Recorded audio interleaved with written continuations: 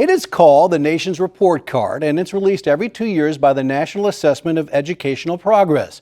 This year's report underscoring the devastating impact the pandemic has had on academic learning in America. Scores in reading and math are way down across the country and even more so here in Oklahoma. Taylor Jackson joins us now with more details. Taylor. Rich, educators are concerned by this year's NAEP results. The Oklahoma State Department of Education is now analyzing data to see how they can help students with learning loss. What else? 4th and 8th graders around the nation have experienced dramatic academic learning loss. The National Assessment of Educational Progress, also known as NAEP, administers the test to students every 2 years. It's students that are in grades 4 and 8 take either a reading assessment or a mathematics assessment. Students within a state or jurisdiction are randomly sampled. Brian Kroner with OSDE says NAEP test scores don't show the entire picture of how Oklahoma students are doing in school because not all Oklahoma students are tested. It doesn't reveal the entirety of the story. We know that NAEP, as it's intended, it's a limited snapshot of student performance, and it's really meant for states to look at other states within their region, but to be more precise about it, look at states that are similar to yours, states that are similar in the student demographics. Assessment scores in 30 states, including Oklahoma, have decreased since 2019, making it the largest decline in math scores this far. The average 4th grade math score in 2019 was 237. In 2022, it was 229. In 2019, the average 4th grade reading score in Oklahoma was 216. In 2022, the score dropped to 208. 8th grade mathematics scores dropped as well. In 2019, the average Oklahoma score was 276. This year's score was 264.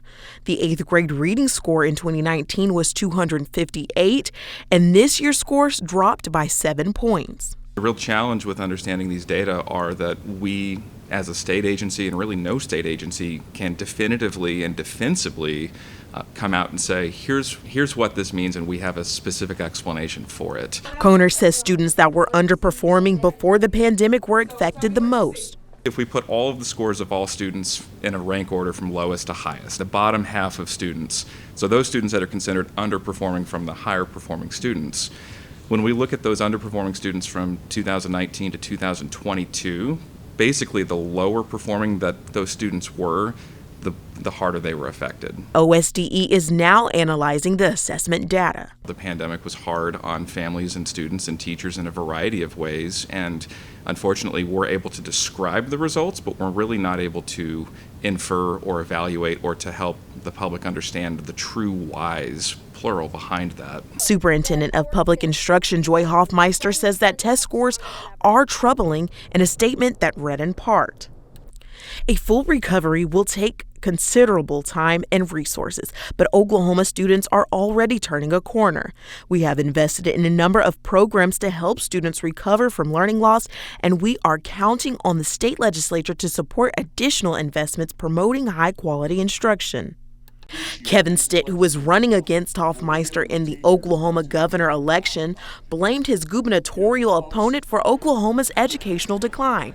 He released a statement that read in part, "This is a direct result of my Democratic opponent's failure to improve education in Oklahoma during her 8 years as superintendent." To help with learning loss due to the pandemic, Hoffmeister's Department of Education created the tutoring course. We started a pilot in the spring 2022, and we had 400 participants and 160 tutors for that. But what we do is we match the tutors with up to 4 students, and they meet virtually 3 times a week for 50-minute sessions. Anthony Purcell is the director of high school and college readiness. He says the virtual program is available for 7th, 8th, and 9th grade students statewide. So being able to just share and learn, and then also the fact that it's virtual, it makes it to where students can have tutoring sessions that start as soon as 4 p.m. and we have some that start as late as 8:30 p.m. and it's based off of their schedule that they need. OSDE is encouraging parents to sign their children up for the tutoring program with hopes to bridge the learning gap and raise test scores.